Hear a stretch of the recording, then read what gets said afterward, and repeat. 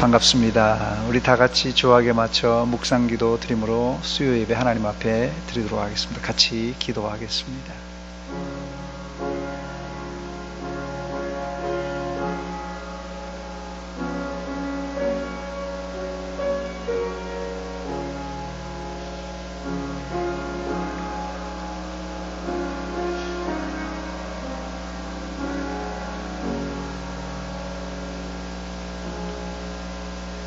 하늘에서 여호와를 찬양하며 높은 데서 그를 찬양할지어다. 그의 모든 천사여 찬양하며 모든 군대여 그를 찬양할지어다. 아멘. 하나님 우리 아버지, 은혜와 사랑 감사드립니다. 코로나19와 또 이런 장마로 인하여서 여러 가지 어려운 가운데서도 우리를 지켜주시고 우리 가정과 교회를 지켜주신 하나님 고맙고 감사드립니다. 하나님, 이 시간에도 수해로 인해서 고통당하는 자들, 코로나19로 확진받은 자들, 그 외에도 고통당하는 자들 기억하여 주시옵고, 하나님께 예배드리는 이 시간 묶여있는 문제가 또 풀려지는 역사가 있게 하여 주시옵소서. 이 시간도 하루 종일 우리가 여러 가지 근심하며 일하며 복잡한 시간을 보냈지만 이 시간 마음을 다시 가다듬고 하나님 앞에 엎드렸습니다. 이 시간 하나님의 말씀과 하나님의 은혜에 집중하오니 주여 우리에게 은혜 베풀어 주시옵소서. 예수님의 이름으로 기도하옵나이다. 아멘. 찬송가 321장가 찬송 부르겠습니다.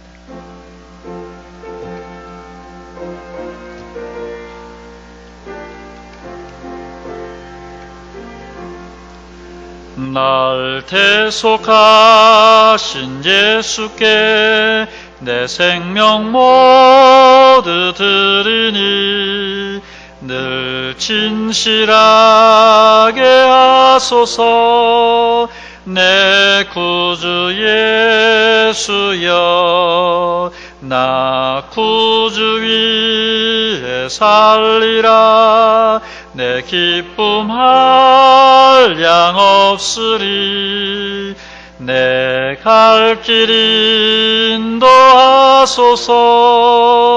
내 구주 예수여, 날 구원하신 예수를 일평생 의지하오니 날 영접하여 주소서.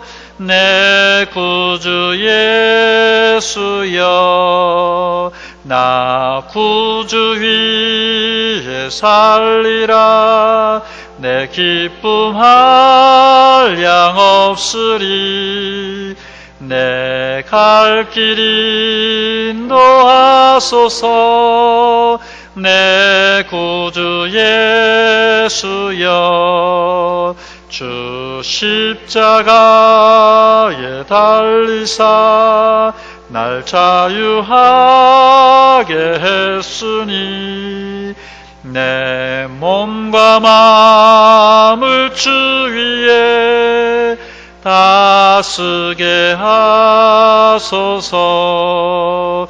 나 구주 위에 살리라. 내 기쁨 한량 없으리. 내 갈 길 인도하소서. 내 구주 예수여.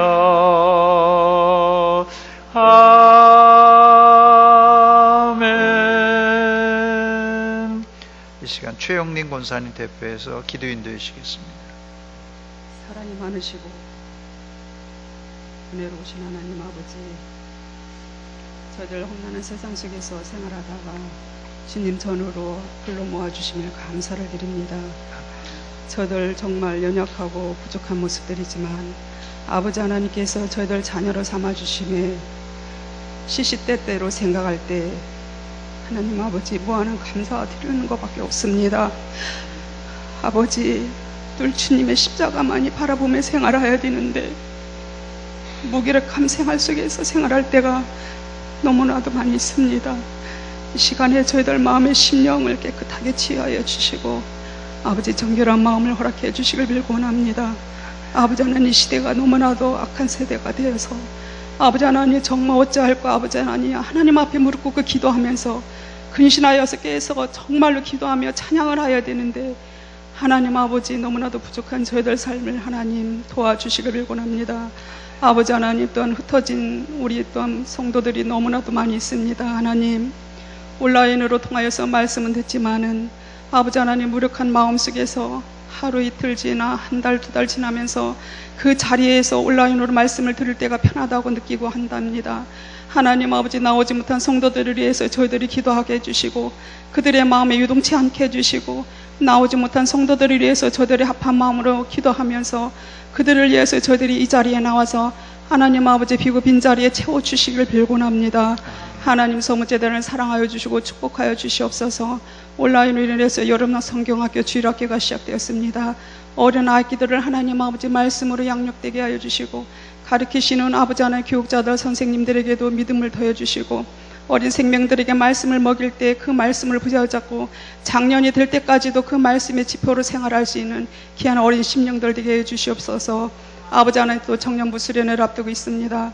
하나님 아버지 젊은이들을 우리 주의재단에 불러 모아 주시옵소서. 아버지 하나님, 나오지 못한 청년들도 너무나 곳곳에 많이 있습니다. 그들에게 세상 속에서 방황하지 않게 해주시고 오로지 믿음 안에서 생활할 수 있도록 하나님 도와주시길 빌곤 합니다. 청년의 수련회를 통하여서 기도와 모든 것을 주님 앞에 헌신할 수 있도록 도와주시고 그 앞길도 하나님께서 형통케 하여 주시길 빌곤 합니다. 하나님 아버지, 우리 또 목사님 하나님 영육간에 강건함을 허락해 주시옵소서.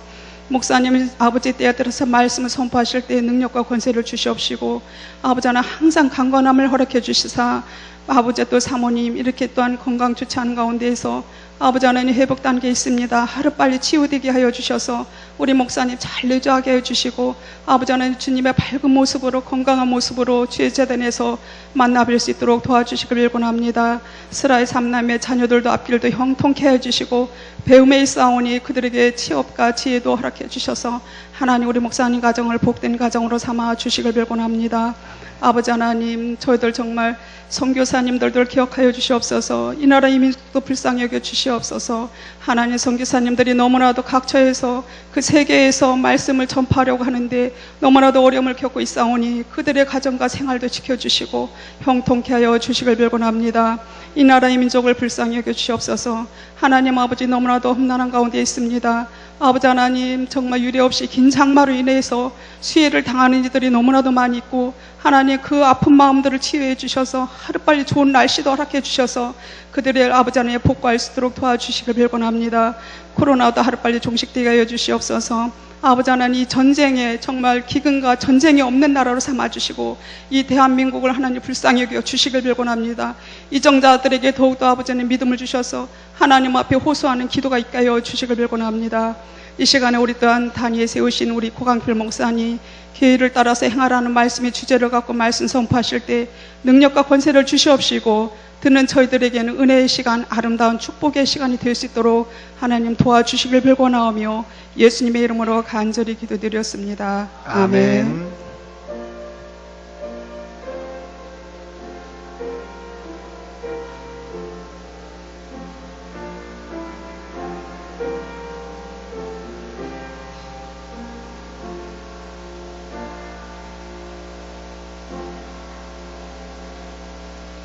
오늘 밤 우리에게 주실 하나님의 말씀은 구약성경 사무엘상 9장입니다.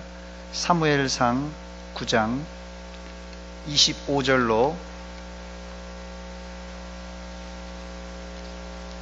사무엘상 9장 25절로 10장 8절까지 우리 말씀을 한 절씩 교독하겠습니다. 사무엘상 9장 25절, 구약성경 422쪽입니다. 422쪽 사무엘상 9장 25절로 10장 8절까지 한 절씩 교독합니다. 25절 제가 먼저 봅니다. 그들이 산당에서 내려 성읍에 들어가서는 사무엘이 사울과 함께 지붕에서 담화하고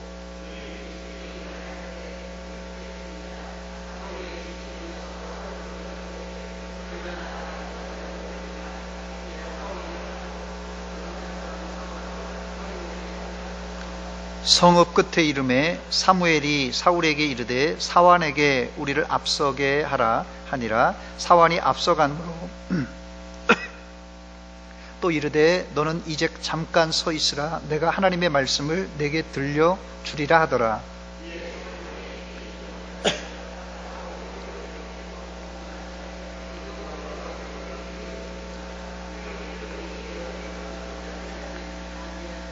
내가 오늘 나를 떠나가다가 베냐민 경계 셀사에 있는 라헬의 묘실 곁에서 두 사람을 만나리니 그들이 내게 이르기를 내가 찾으러 갔던 암나귀들을 찾은지라. 내 아버지가 암나귀들의 염려는 놓았으나 너희로 말미암아 걱정하여 이르되 내 아들을 위하여 어찌하리요 하더라 할 것이요.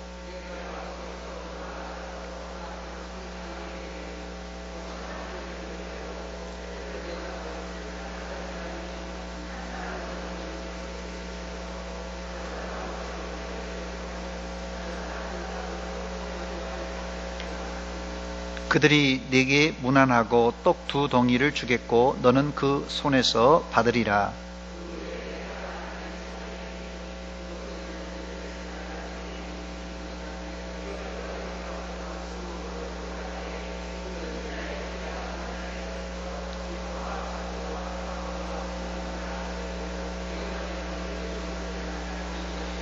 내게는 여호와의 영이 크게 임하리니 너도 그들과 함께 예언을 하고 변하여 새 사람이 되리라.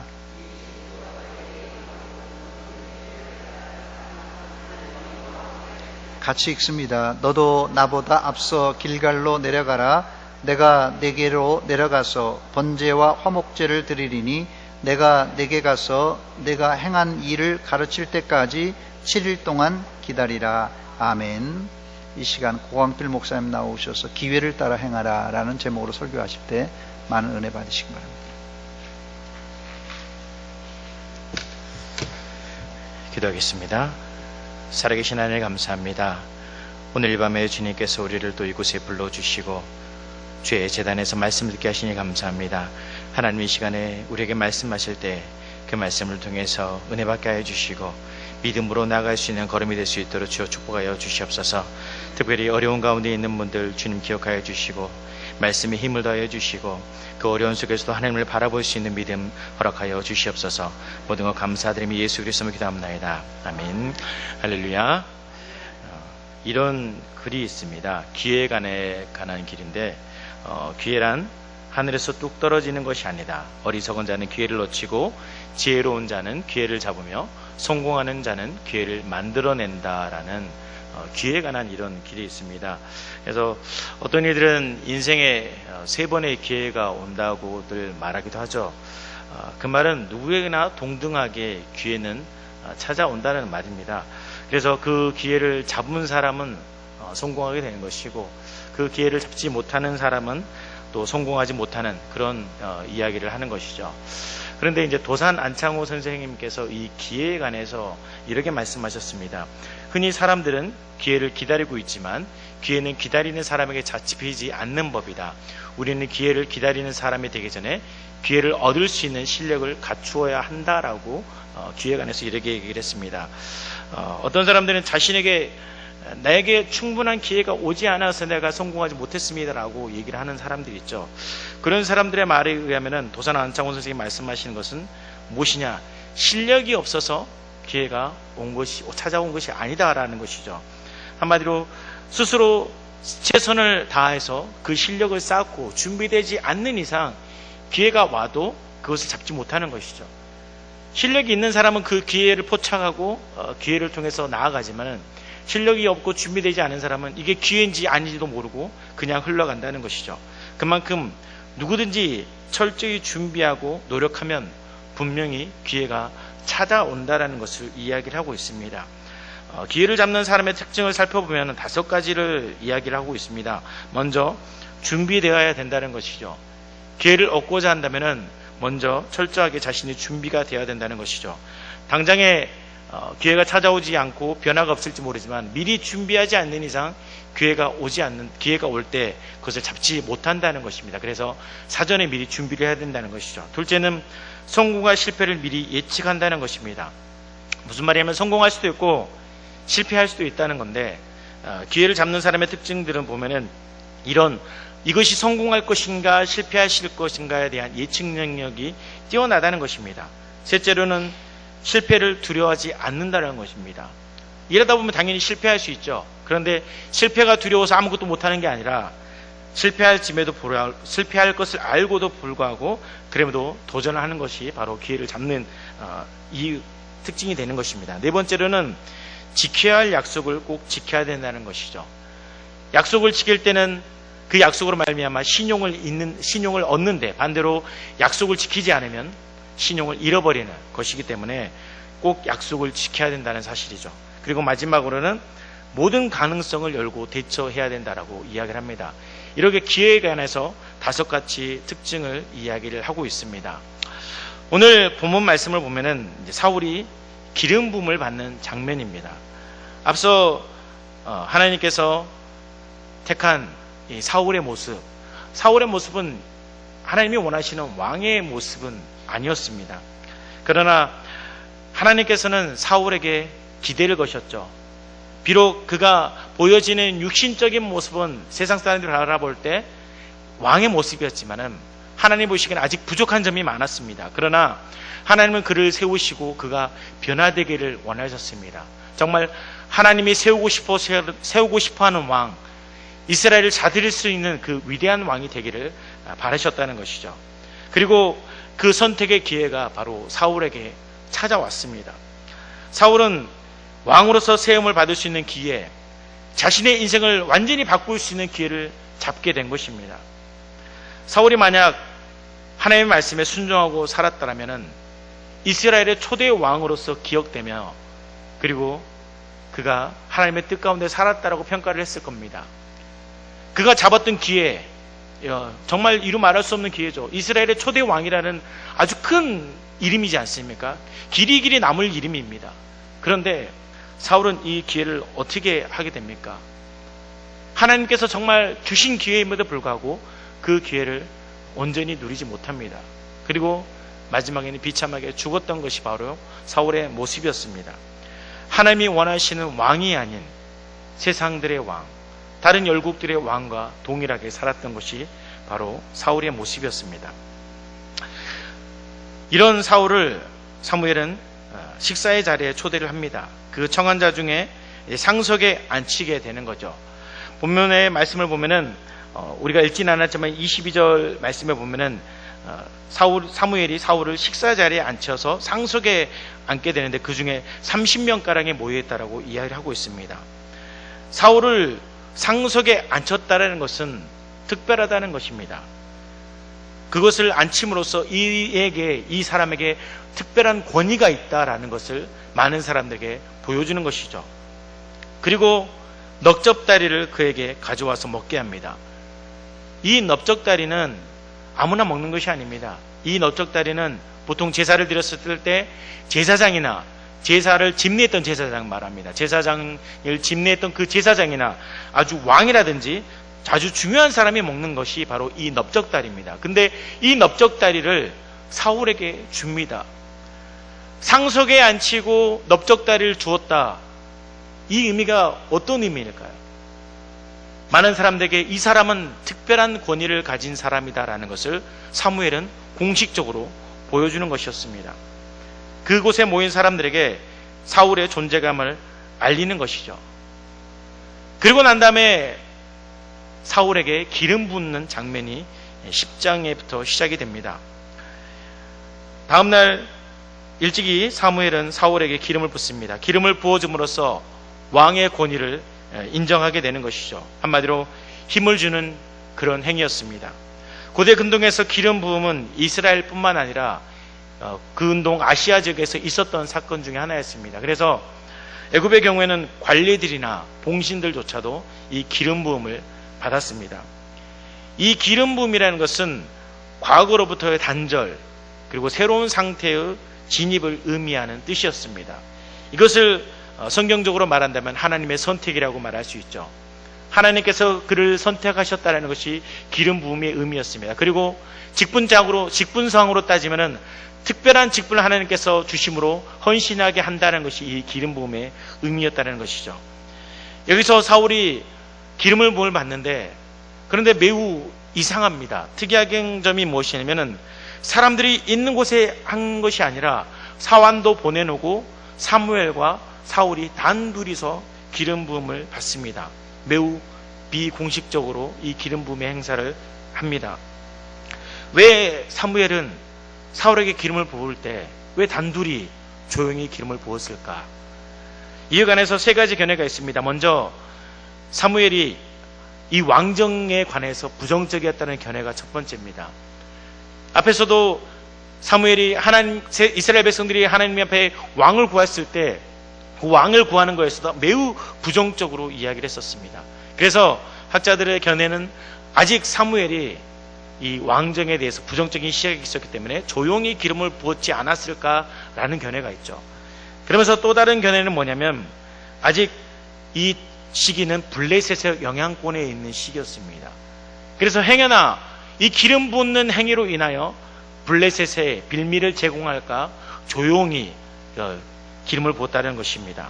그래서 사울의 존재를 알리지 않기 위한 이유 때문이라고 말을 합니다. 또 세 번째로는 아직 사울이 권력을 얻기까지는, 이스라엘을 완전히 통치하기 전까지는 감춰두는 것이 옳지 않나라는 견해가 있습니다. 아무튼 이 세 가지의 견해가 있는데, 이 세 가지 견해 중에 첫 번째는 좀 부족한 것이 사무엘이 하나님의 말씀에 순종했던 자였기 때문에 하나님께서 기름을 부으라 명령하셨는데 그것에 반대되는 일을 했을 것이라고는 생각되지 않고, 이 두 번째, 세 번째, 블레셋의 영향권에 있었기 때문에, 그리고 왕권으로서 완전히 세워지기 전까지, 확립하기 전까지 사무엘이 잠시 몰래 기름을 부었다는 견해가 매우 확실한 견해로 이루어지고 있습니다. 아무튼 사무엘은 기름병을 가져가다가 사울의 머리에 기름을 붓고 하나님께서 이제 너를 이스라엘의 지도자, 왕으로 세웠다라고 선포를 합니다. 그러면서 세 가지의 증거에 대해서 이야기를 합니다. 먼저 첫 번째로는 라헬의 묘실 곁에서 두 사람을 만나게 될 것이다라고 이야기를 하죠. 이 두 사람이 올라와서 하는 말이 너가 잃어버린 소를 찾았고, 그리고 나귀를 찾았고, 그리고 너 때문에 아버지가 걱정하신다 말을 듣게 될 것이다 라고 이야기를 합니다. 그리고 두 번째로는 다볼 상수리 나무에서 배돌 올라가는 세 사람을 만나게 될 것이며 이 사람으로부터 너가 떡 두 덩이를 받을 것이다 라고 이야기를 합니다. 그리고 마지막에 세 번째 징표로 사울이 예언하게 되는 일을 경험하게 될 것이라고 말합니다. 하나님이 여기 크게 임하게 되어 너도 그 사람들과 같이 예언을 하고 새 사람이 될 것이다 라고 이야기합니다. 이 세 가지의 징표는 왕으로서 세움을 받은 확실한 증거였습니다. 하나님께서 사무엘을 통해서 아직까지도 내가 왕이 될 만한 사람인가 라는 주저함을 있는 그 사울에게 하나님께서 이 증거를 통해서 내가 너를 선택하였다는 확실한 것을 보여주는 사건이었습니다. 그래서 이제는 이 세 가지의 모든 증표가 하나님과의 관계가 있다는 것을 보여주는 증표였고, 결국은 하나님의 방식대로 너가 왕이 될 것이다 라는 것을 보여주는 사건이었죠. 그러면서 여기서 새 사람이 되라 말씀하십니다. 이 새 사람이 된다는 의미는 옛사람을 끊어버리고 하나님 앞에서 새로운 위치에 서야 된다는 것을 말을 하고 있습니다. 즉 사울이 지금까지 가지고 있던 원리들, 세상의 가치관들, 이것을 통해 이스라엘을 통치하는 것이 아니라 내가 이스라엘의 진짜 왕이, 하나님의 진짜 왕이며 너는 하나님의 뜻 가운데 이 나라를 다스려야 된다라는 것을 하나님께서 말씀하시고, 또한 사울의 배경이나 가지고 있던 능력을 통한 하나님의 왕다움이 아닌 하나님께서 정말 원하시는 왕, 그런 왕으로서의 삶의 시작을 가리키는 것이었습니다. 특히 지금 이스라엘은 매우 과도기에 있었습니다. 정치, 경제, 종교적으로 매우 힘든 상황이 있었습니다. 이 상황 속에서 새 사람이나 되라는 말씀은 하나님께서 주시는 은혜의 약속을 붙들고 이 땅을 다스릴 것을 사울에게 말씀하고 있던 것이었습니다. 우리도 성령으로 말미암아 새 사람이 되었습니다. 새 사람은 과거의 간섭이나 습관을 따라 행하는 사람이 아닙니다.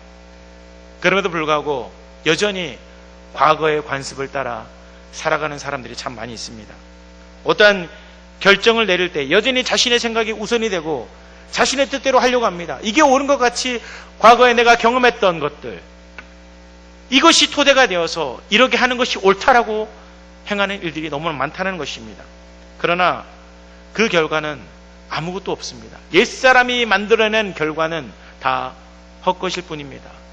새 사람을 잊고 하나님께서 주신 그 은혜로 말미암아 살아가는 사람들은 이제는 옛사람의 습관이 아닌 하나님께서 주시는 그 원리와 가치를 가지고 살아갈 때 그 사람은 하나님의 뜻 가운데 승리하게 된다는 것이죠. 그러므로 우리는 말씀을 통해서 알듯이 이전 것은 지나갔으니 보라 새 것이 되었도다라고 우리에게 말씀하시지 않습니까? 그러므로 우리는 새 사람을 입었기에 새 가치관을 가지고 살아가야 된다는 사실을 잊지 마시길 주의 이름으로 축복드립니다. 이 말씀 이후에 오늘 본문 7절 말씀에 보면은 이 징조가 내게 임하거든 너는 기회를 따라 행하라. 하나님이 너와 함께 하시느니라 말씀을 볼 수 있습니다. 여기서 우리가 오늘 살펴볼 말씀은 기회를 따라 행하라는 말씀이었습니다. 기회를 따라 행하라는 말씀은 어떤 뜻이냐면 내 손에 발견한 것을 하라라는 뜻입니다. 내 손에 발견한 것을 하라. 이 부분에 대해서 메시지 성경을 좀 살펴봤습니다. 메시지 성경을 살펴보니까 이렇게 표현을 했습니다. 이 표징들이 모두 이루어지거든 자신이 준비된 줄을 알기 바랍니다. 그대에게 무슨 일이 주어지든지 그 일을 행하십시오. 하나님께서 그대와 함께 하십니다. 라고 했습니다. 하나님은 앞에 세 가지 징조뿐만 아니라 사울과 사무엘의 식사 자리, 그런 자리에서부터 이미 징조를 보여주십니다. 네가 이스라엘의 왕이다라는 확신을 보여주십니다.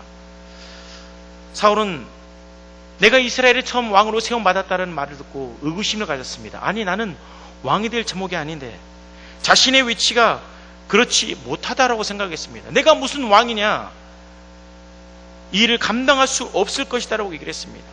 그런 사울을 데려다가 사무엘은 상석에 앉히고 넓적다리를 주고 기름 부음을 허락하고 그 다음에 세 가지의 증거를 보여줍니다. 이런 모든 징표를 통해서 하나님께서 이것을 이루셨다, 하나님께서 너를 왕으로 세우셨다라는 것을 확실히 보여주었습니다. 그러면서 새 사람을 되었고 이제는 그 확신에 따라서 무엇을 하려는 것이냐면은 이제 그 약속을 믿고 이루실 일을 행하라는 것이 바로 기회를 따라 행하라는 말씀이었습니다.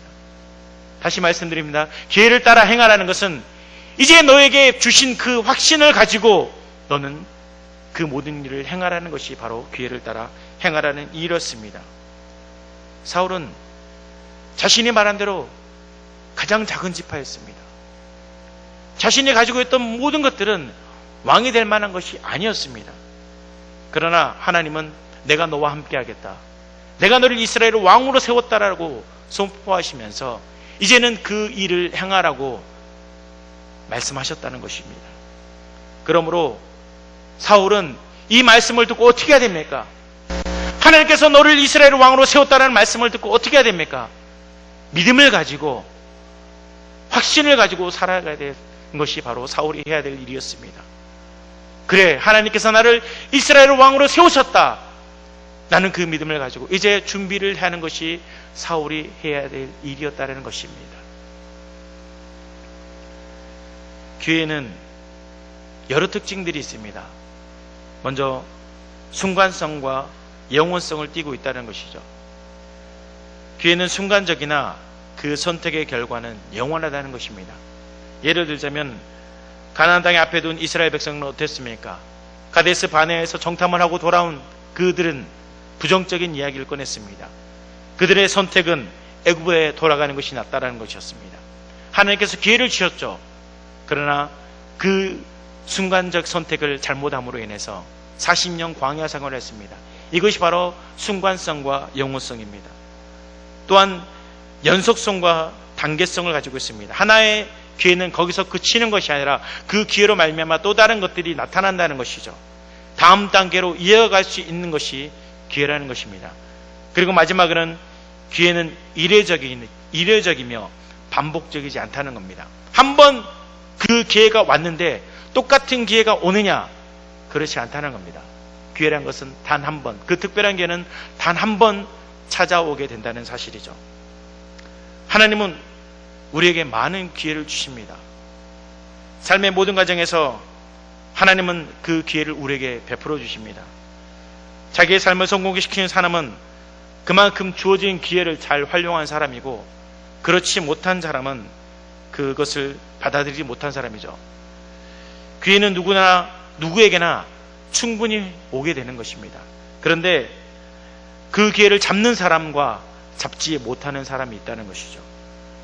어떤 사람들은 남에게 주어진 기회를 부러워합니다.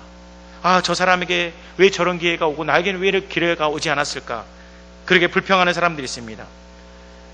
인생에 실패하는 사람들의 특징이 다 그렇습니다. 왜 나에게는 그런 것이 오지 않느냐라는 것이죠. 불평합니다. 자신의 다른 사람들의 기회만 쳐다봅니다. 내 기회는 볼지 못하는 것이죠. 누군가가 비교하고 똑같은 것을 고집하며 살아가는 것, 능력을 따라 행하지 못하는 것, 그것이 바로 실패하는 사람들의 모습입니다. 토미템이라는 목사님이 이런 말씀을 했습니다. 하나님은 우리 삶에 나무를 심어주신다. 그 나무에 오르느냐 그렇지 않느냐는 우리에게 달려있다. 하나님은 우리에게 기회를 주신다. 그 기회를 잡는 것은 바로 우리다라고 이야기를 했습니다. 이 나무를 말하기를 하나님 우리에게 나무를 심어주신다고 하셨지 않습니까? 누구에게나 하나님은 나무를 심어주신다는 겁니다. 우리에게도 그 나무를 주셨죠. 그런데 그 나무를 보고 오르느냐 아니면 밑에서 가만히 떨어지길 기다리느냐, 두 가지가 있다는 것입니다. 나무가 심겨져 있는데 그 나무를 보고도 아무것도 하지 않고 가만히 있다면 도대체 어떻게 되겠느냐라는 것입니다. 올라야 되지 않겠습니까? 나무가 왔으면 올라가라 했으면 올라가야 되지 않겠습니까? 그런데 가만히 서서 무엇인가 떨어지길 원한다면 무엇이 이루어지겠습니까?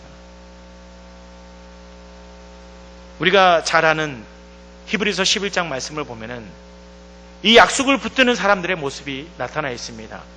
히브리서 11장 38절 39절 말씀에 이렇게 기록이 되어 있습니다. 이런 사람은 세상에 감당하지 못하느니라. 그들이 광야와 산과 동굴과 토굴에 유리하였느니라.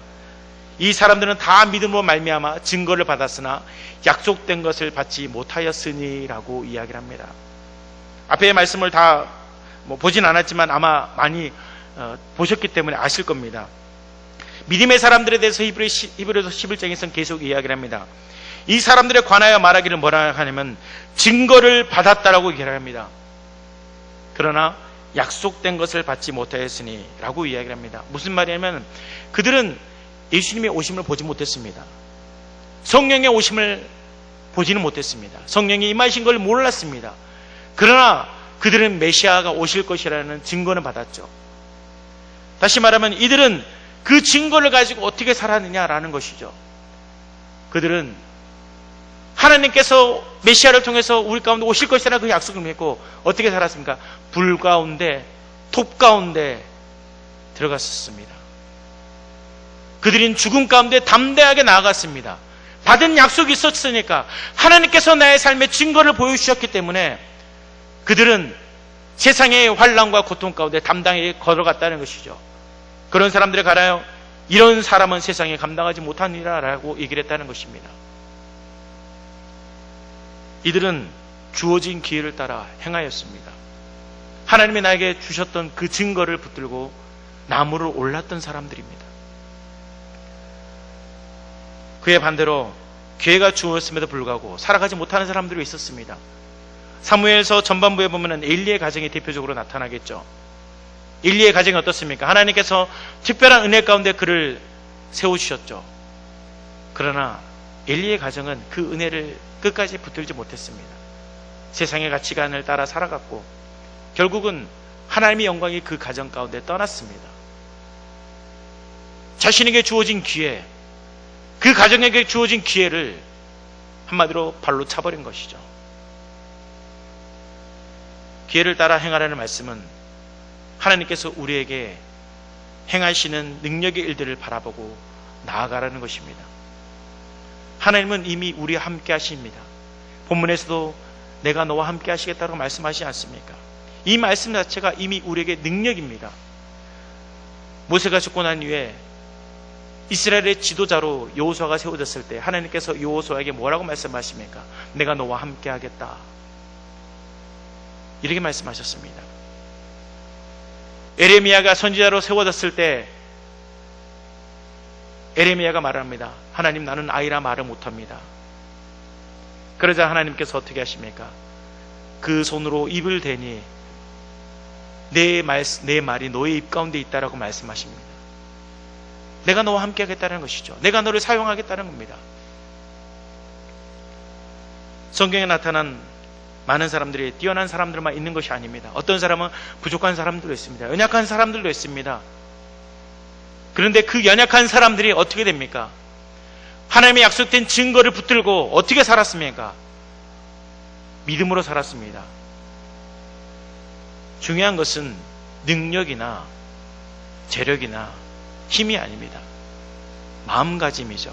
다시 말하면 믿음입니다. 우리가 어떤 일을 해나갈 수 있는 것은 바로 믿음입니다. 하나님이 함께 하신다는 것이죠. 나에게 분명히 다른 사람들에 비해 부족한 것이 많이 있습니다. 말도 할지 모르고 돈이 많이 있는 것도 아니고 건강한 것도 아니고 무엇 하나 내세울 만한 학력이나 무엇이 아무것도 없습니다. 그러나 단 하나 우리에게 있는 건 뭐냐면 십자가라는 것이죠. 예수님의 그 십자가 우리 가운데 있고 하나님이 말씀하셨던 것, 내가 너와 함께 하겠다라고 말씀하신 그 말씀이 우리 안에 있다는 것입니다. 그렇다면 무엇이 중요합니까? 실력이 중요할까요? 아닙니다. 실력보다 더 중요한 것은 믿음입니다. 하나님이 함께 하겠다는 그 믿음을 가지고 있다면 하나님께서 역사하신다는 사실이죠. 우리가 하나님이 함께 한다는 이 믿음을 가지고 살아간다면 우리가 어떤 환난과 두려움이 있을지라도 그것을 이겨낼 수 있다는 것입니다. 사울이 왕이 될 만한 사람입니까? 아닙니다. 왕이 될 만한 제목은 아니었습니다. 그러나 그가 이 말씀을 붙들고 확신을 가졌다라면 아마 이스라엘의 초대 왕으로 아름답게 기록이 되어 있었을 겁니다. 그렇다면 반대로 다윗은 왕이 되질 만한 제목이었을까요? 어쩌면 다윗도 부족한 사람이 있는 사람이었습니다. 그러나 하나님, 다윗과 사울의 차이점은 뭐냐면 사울은 그 확신을 가지고 살지 못했다는 것이고 다윗은 만군의 여호와의 이름으로 나아갔다는 것입니다. 믿음을 가지고 살았다는 겁니다. 그 결과가 사울과 다윗의 차이였습니다. 성도 여러분, 우리가 살아가는 과정 속에 왜 어려운 일이 없겠습니까? 왜 두렵고 떨리는 마음이 없겠습니까? 하나님이 너와 함께 하신다 말을 들었음에도 불구하고 이 마음에 연약해서 이게 될까 안 될까 고민할 때가 왜 없겠습니까? 있습니다. 확신에 차지 못할 때도 있습니다. 내가 무슨 능력이 있길래 이것을 할 수 있느냐? 마음에 혼돈이 올 때는 당연합니다. 그러나 그럼에도 불구하고 우리에게 필요한 것은 믿음이라는 것입니다. 하나님이 너와 함께 한다는 그 믿음입니다. 지금의 시대에 이 믿음이 더 필요합니다.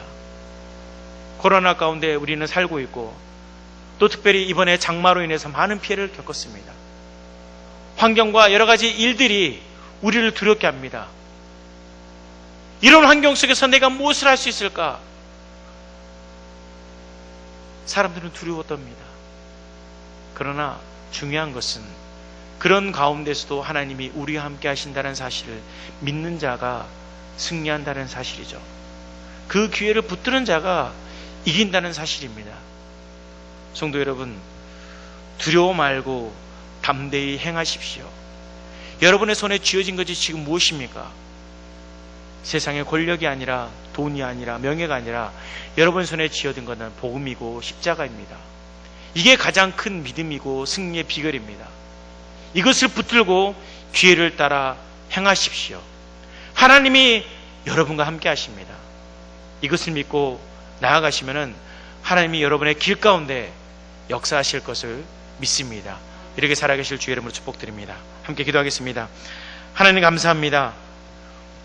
연약한 우리를 주님께서 세워주시고 오늘 약속된 말씀과 같이 우리와 함께 하시며 우리를 통해서 말씀하십니다.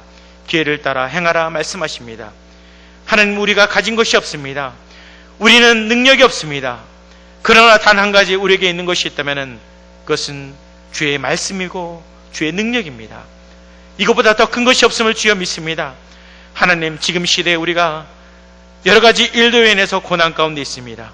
도대체 제가 무엇을 할 수 있을까? 자연 앞에서 우리는 두려워 떨며 아버지 아무것도 할 수 없음을 고백합니다. 그러나 단 한 가지 하나님이 우리와 함께 하심을 믿습니다. 하나님이 약속된 말씀을 붙들고 우리가 이 시대 속에서 기회를 따라 행할 수 있도록 도와주시옵소서. 하나님이 지금도 우리와 함께 하십니다. 이 능력을 믿고 이 약속된 말씀을 믿고 오늘도 승리하는 우리 성도님 될 수 있도록 주여 축복하여 주시옵소서. 감사드리며 예수 그리스도로 기도합나이다. 아멘.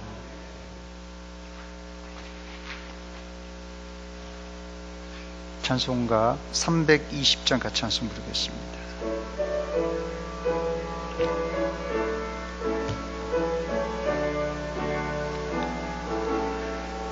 나의 죄를 정케 하사 주의 일꾼 삼으신 구세주의 넓은 사랑 항상 찬송합니다. 나를 일꾼 삼으신 주 크신 능력 주시고 언제든지 주 뜻대로 사용하여 주소서. 내게 부어 주시려고 은혜 예비하신 주 주의 은혜 채워주사 능력 있게 하소서. 나를 일꾼 삼으신 주 크신 능력 주시고 언제든지 주 뜻대로 사용하여 주소서. 죄의 짐을 풀어주신 주의 능력 크도다. 나를 피로 사신 예수 내 맘속에 오소서. 나를 일꾼 삼으신 주 크신 능력 주시고 언제든지 주 뜻대로 사용하여 주소서. 주여 내게 성령으로 충만하게 채우사 생명수가 강물처럼 흐르게 하옵소서.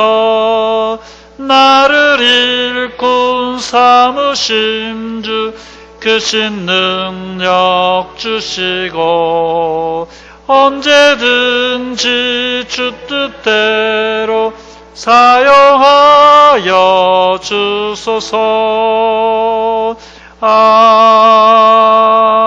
아멘. 교회 앞에 몇 가지 알려드립니다. 코로나19가 잠잠하다가 또 일어나다가 왔다 갔다 하는데 그래도 이 단체 감염에 꼭 이 교회가 끼어 있어서 조심해야 될 부분입니다. 조금 날씨가 더워지면 괜찮지 않을까 하는데 이 더운 나라들도 이게 지금 코로나가 성행하는 거 보니까는 이 더위가 이 바이러스를 사멸시키는 건 아닌 것 같아요. 하나님의 능력으로 종식될 수 있도록 기도해 주시고 또 뜻하지 않게 이 장마가 길어지면서 수해를 입은 우리 이웃의 주변에 충청 지역도 금산 지역과 여러 지역들이 이렇게 물에 잠기는 그런 수해를 만났는데 여러분이 기도해 주시기 바랍니다. 빨리 수해 복구가 잘 이루어질 수 있도록 정상으로 회복할 수 있도록 기도해 주시기 바랍니다. 지금 우리 유아 1, 2부가 온라인으로 다음 주까지 여름 성경학교가 진행이 됩니다. 아이들이 비록 집에서 온라인으로 이 성경학교를 하고 있지만은 성령님께서 크게 은혜를 주시사 어린 아이들과 애기 엄마들까지도 은혜 받는 이런 성경학교가 되기 위해서 기도해 주시기 바랍니다. 또 다음 주에는 우리 청년부가 수련회가 준비되어 있습니다. 청년들을 위해서도 특별히 기도해 주시기 바랍니다. 오늘도 수요일 날입니다. 예배 끝나고 여러분들이 각자 개인적인 기도의 제목을 놓고 기도하시되 환자들을 위해서 또 코로나와 수혜를 위해서 또 여러분 개인적인 기도의 제목 놓고 기도하다가 자유롭게 돌아가시기 바랍니다. 기도하고 마치겠습니다. 이제는 우리 구주 예수 그리스도의 은혜와 하나님 우리 아버지의 극진하신 사랑과 성령 하나님의 교통하심이 기회를 따라 하나님의 말씀과 기도로 준비하여서 언제 어느 때든지 주께서 부르시면 내가 여기 있나이다 충성 봉사하기를 소원하는 사랑하는 성도들 머리 위에와 저들의 가정 위에 이제로부터 영원토록 함께 있을지어다. 아멘. 주의 한번 외쳐 기도합니다. 주의